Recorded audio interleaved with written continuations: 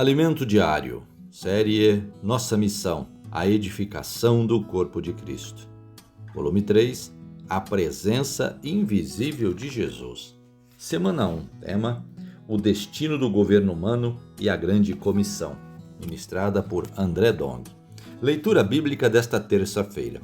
Gênesis, capítulo 6, versículos 1, 2, 4, 8, 9, 14 e 22, capítulo 5, versículo 32, capítulo 7, versículo 6, capítulo 9, versículos de 21 a 27, capítulo 10, versículos 8 e 9 e capítulo 11, versículos de 1 a 4. E 1 Pedro, capítulo 2, versículos 4 e 5. Porção para ler com oração. 1 Pedro, capítulo 2, versículo 5.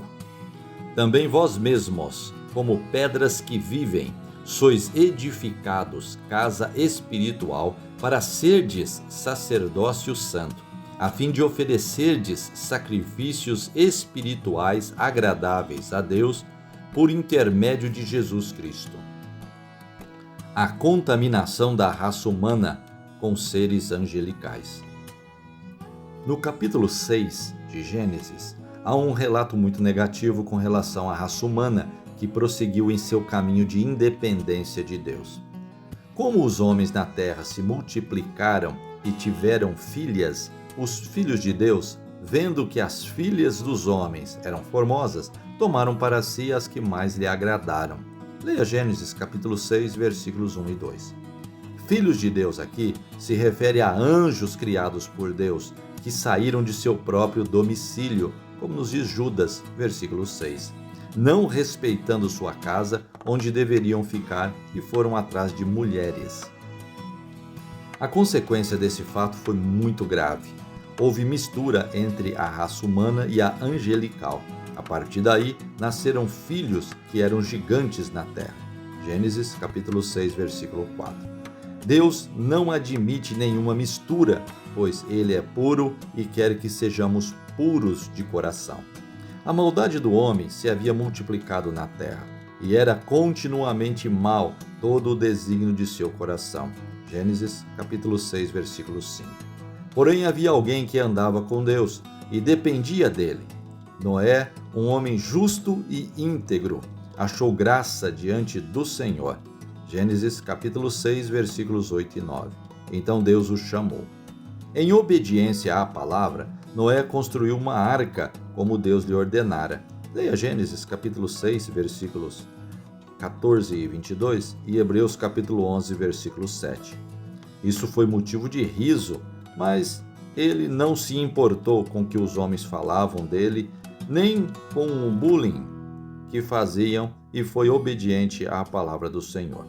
Demorou cerca de 100 anos para Noé construir a arca, porém ele não desistiu. Leia Gênesis capítulo 5, versículo 32 e capítulo 7, versículo 6. Nossa fidelidade ao Senhor é extremamente importante.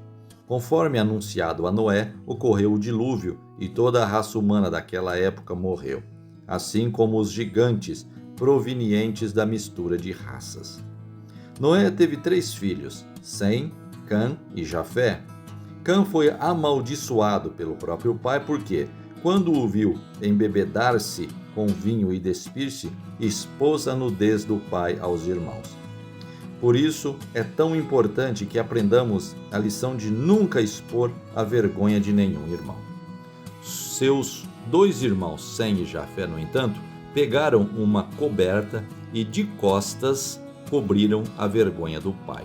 Confira Gênesis, capítulo 9, versículos de 21 a 27. Dentre os descendentes de Cã estava Cush, que gerou a Nimrod, o qual começou a ser poderoso na terra e valente caçador. Gênesis capítulo 10, versículos 8 e 9. Isso parece ser positivo, mas ele estava confrontando a Deus. Nimrod deu início ao reino de Babel, pois era o líder da época. A humanidade, naqueles tempos, ainda tinha lembrança do dilúvio que matou toda a raça humana e temia que isso pudesse ocorrer novamente. Nimrod, porém, levantou-se para construir o próprio reino e declaradamente se tornou independente de Deus. Ele planejou uma cidade e uma torre bem alta, cujo topo chegava ao céu. O povo, sob a liderança de Nimrod, construiu a Torre de Babel para que não fossem espalhados por toda a terra e para tornar célebre o próprio nome, como nos diz Gênesis capítulo 11, versículo 4. Esse foi o primeiro reino totalmente contrário a Deus e independente dele. Até então, havia apenas uma linguagem em toda a terra, e as nações, chegando a uma planície em Sinar, organizaram-se para fazer tijolos. Os tijolos serviam-lhes de pedra e o betume de argamassa, como nos diz Gênesis capítulo 11, versículos de 1 a 3. Quero chamar a atenção para a diferença entre a edificação de Babel, feita com tijolos, e a edificação de Deus genuína, verdadeira e feita com pedras, como nos diz 1 Pedro capítulo 2, versículos 4 e 5. Essa construção feita de tijolos é resultado da capacidade e esforço humanos. O tijolo feito de barro e palha representa o homem, igualmente feito de barro. Em Êxodo, quando o povo de Israel estava no Egito, em um dado momento, um rei que não conhecia José escravizou os hebreus para construírem as cidades-celeiros com tijolos. Confira Êxodo capítulo 1, versículos 8 e 11. Faraó aumentou a dureza da servidão quando não mais forneceu palha ao povo de Israel e lhes exigiu buscar a matéria-prima para produzir os tijolos. Isso representa a obra humana, mas a obra de Deus é feita com pedras. A edificação da igreja é feita com pedras vivas, que somos nós.